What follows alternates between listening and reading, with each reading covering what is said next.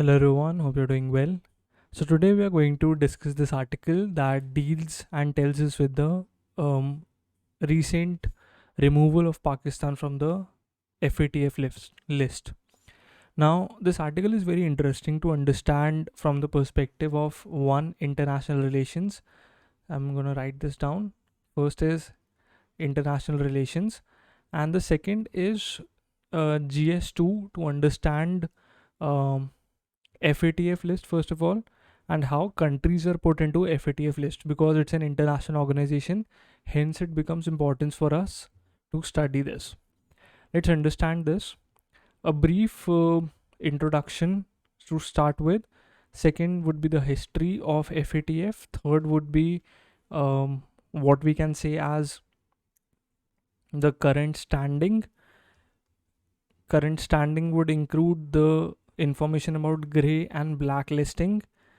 Fourth, we'll talk about Pakistan's position, and fifth would be the conclusion. Right? In this manner, let us study this article for our mains and prelims as well.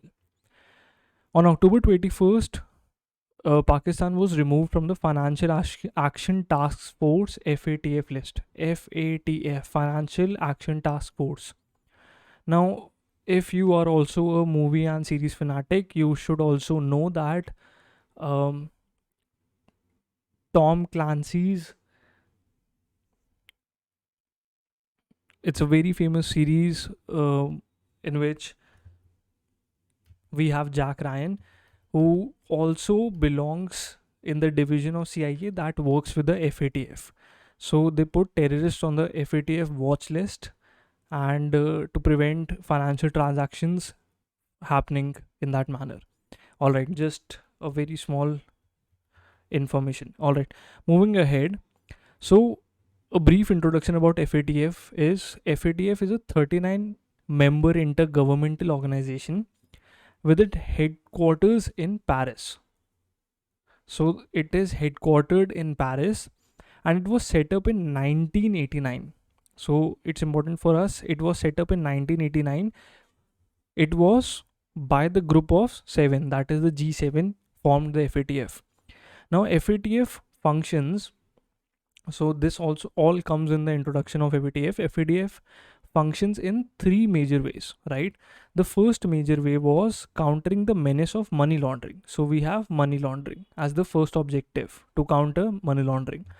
The second objective was added after September 11, 2001, and this objective for FATF was countering the financing of terrorism. So financing of terrorism, countering the financing of terrorism. The third objective that was added in the FATF list was proliferation of weapons of mass destructions. I'm writing WMD. So there are 3 basic objectives of FATF. First is prevention of money laundering. Second is prevention of financing of terrorist organizations. The third is to stop the financing and proliferation of weapons of mass destruction. Right? Now, how does FATF does and put countries on the list on the basis of these 3 factors? FATF has a list of guidelines that is known as FATF recommendations or FATF standards, right? These standards are meant to ensure a coordinated global response to prevent organized crime, corruption, or terrorism. So organized crime, corruption, and terrorism. So all of these are measured on the FATF standard. FATF standard or FATF recommendations. Now, there are a range of domestic, legislative, regulatory and enforcement actions as well as international cooperation measures that states are expected to adopt and implement, right, to be FATF compliant. So suppose if a state wants to prevent money laundering, there are a list or recommendations or standards that they have to follow, which are according to the FATF guidelines, and based on it they have to make laws, legislations in the domestic country, territory, or area to prevent money laundering, to prevent financing of terrorism, to prevent proliferation of weapons of mass destruction. If I had to say this in Hindi, simply अगर किसी country या territory को FATF के compliance में रहना है तो उनको ऐसे लॉज और लेजिस्लेशंस बनाने पड़ेंगे जिससे FATF स्टैंडर्ड्स का पूरी तरीके से पालन हो पाए. Now FATF and its associate और रीजनल मेंबर्स, एग्जाम्पल के तौर पे Asia Pacific group on money laundering, APG हम इसको कह सकते हैं, take their decisions on the basis of consensus. More than 200 countries and jurisdictions are committed to implementing FATF's recommendation. So basically यही बात है कि more than 200 countries and jurisdictions are committed to implementing the FATF's recommendations. इनको FATF's के recommendation मानने ही पड़ते हैं, right? और FATF, how does FATF ensure कि countries are sticking to these recommendations or they are following this? Now this is also very interesting. They have periodic evaluations. FATF has periodic evaluations on anti-money laundering. I'm going to write this down here, AML. I will write this on AML, anti-money laundering, combating financial terrorism and proliferation financing regimes of member countries and jurisdictions which voluntarily submit to its monitoring. So if the countries wish to be in FATF list or FATF compliant, they voluntarily submit all these compliance reports. So for example, anti-money laundering evaluation, combating financial terrorism, that's also an evaluation. Third is proliferation financing regimes, right? So these are all evaluations that are submitted to FATF for monitoring. Now, countries which exhibit strategic deficiencies in their AML, CFT, PF regimes are placed under scheme of increased monitoring. Scheme of increased monitoring को हम कहते हैं grey listing. It's simply called as grey listing. Scheme of increased monitoring is called grey listing, and the countries that are present in the grey list are expected to swiftly put in place requisite measures to address their deficiencies on the basis of action plans that are drawn up by FATF only, right?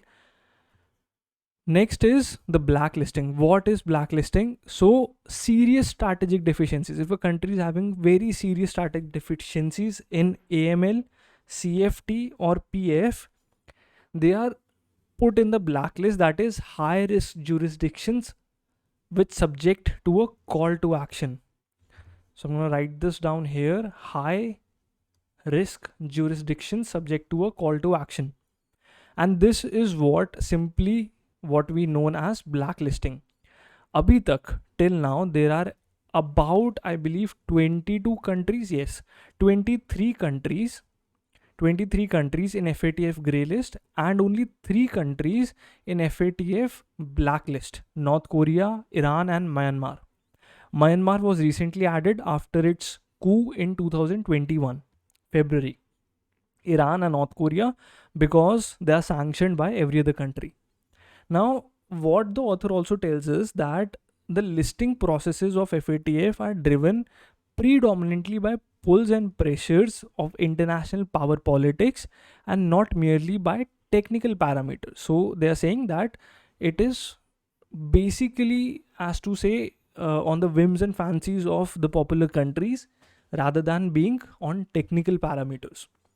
We have understood grey listing, we have understood blacklisting. Now let us understand what was the position of Pakistan. Pakistan has been placed and removed earlier as well from the FATF grey list. It's not very important to know which dates that it was placed in. Still, if you want to read, it's upon you. Now, what is important is that till now, Pakistan was placed in the list for about 4 years. From June 2018 to October 2022, right? During this period, it was compelled to put in place several legislative, administrative, and regulatory measures to improve its compliance in the international AML, that is anti money laundering, and CFT standards, countering the financial terrorism standards. Increasing realization, right? Now we'll understand why FATF removed Pakistan from the list. A technical definition or technical understanding of this. FATF removed Pakistan from the list because Pakistan's increasing realization among FATF members that it is the effectiveness of the action taken against individuals and entities of concern rather than pro forma technical compliance. What this means in Hindi, if I had to explain, कि अगर आप थोड़ा सा improve कर रहे हो अपनी standing के ऊपर, then they will think about, तब वो सोचेंगे आपको लिस्ट से हटाने का rather than आप fully compliant होने का वो वेट करें. So this is basically what we call a carrot and a stick theory. They are giving you this liberty to get out of the list even if when they see that you are improving on certain scales.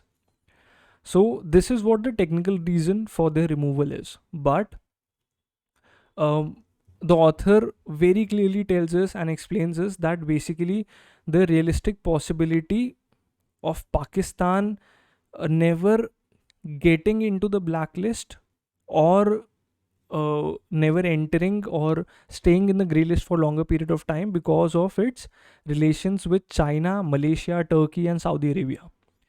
To put this in perspective, I'm going to read the article and say what it tells us.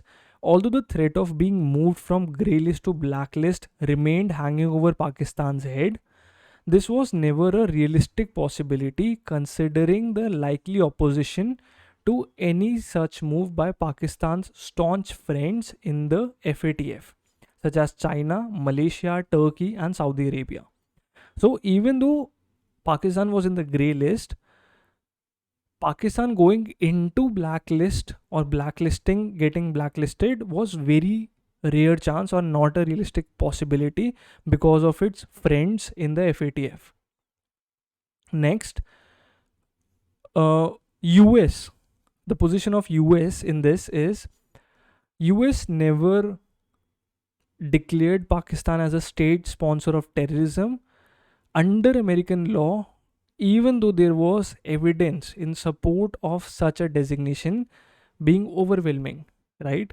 Why is this? Because to expend diplomatic capital, one, on building a consensus, and second, it was resisted by Chinese and other supporters of Pakistan, right?